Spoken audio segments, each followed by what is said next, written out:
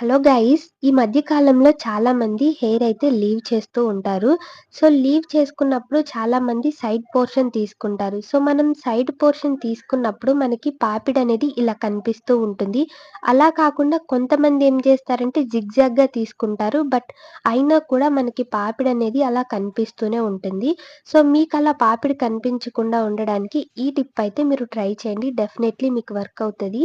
So, first అయితే ఇలా మీకు సైడ్ పోర్షన్ తీసుకొని 3 ఫింగర్స్ అనేది గ్యాప్ ఉంచుకొని, సో, మిగిలిన హెయిర్ మొత్తాన్ని ఇలా బ్యాక్‌కైతే కోంబ్ చేసేసుకోవాలి నేను చూపిస్తున్నట్టు.